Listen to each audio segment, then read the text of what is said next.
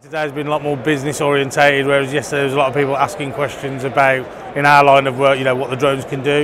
We've actually had a bit more lead generating today rather than just chatting about drones. UAS flight start's been flying for about 4 years, registered licence for 3, just over 3.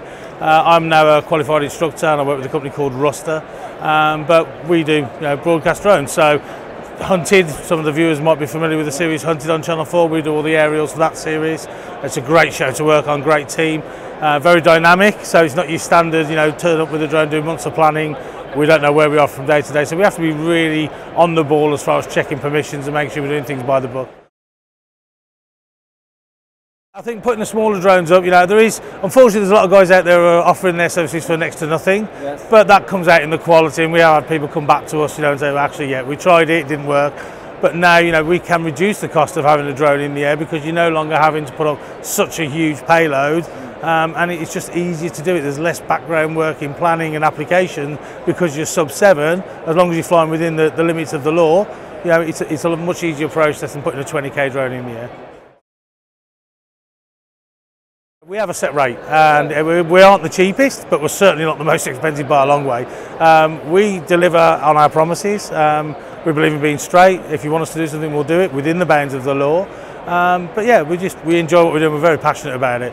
I started this as a hobby. It has turned into a business, and sometimes my wife thinks it's taken over.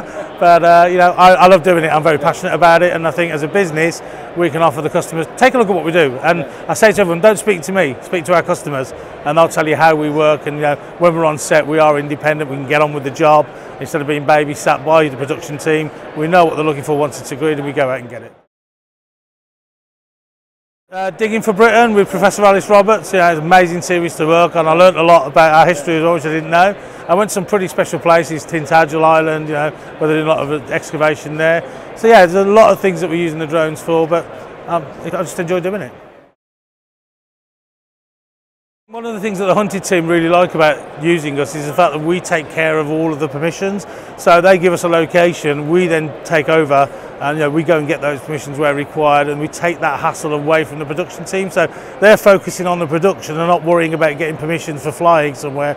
We as a business do that for them, which I know some companies do, but not all. Some will leave that to the production team and just turn up and fly. But we sort of take that off their hands because we know who to speak to. That's what we do for a living, so we can take that pressure and hassle away from the production team, and when we arrive, all the permissions are in place. We cover the whole of the UK, Midlands based, myself personally, but we've got guys who fly for us around the country, and it depends on obviously the duration of the shoot, who does it and where. So yeah, wherever you are, and travelling distance, and a lot of people say, oh, it's going to cost a fortune to get them down from there. We don't work that way. We have a set rate, and we don't then add on hours of travel is part of our day rate. We don't add that in. It's included when we're on location, is when we start charging, not before.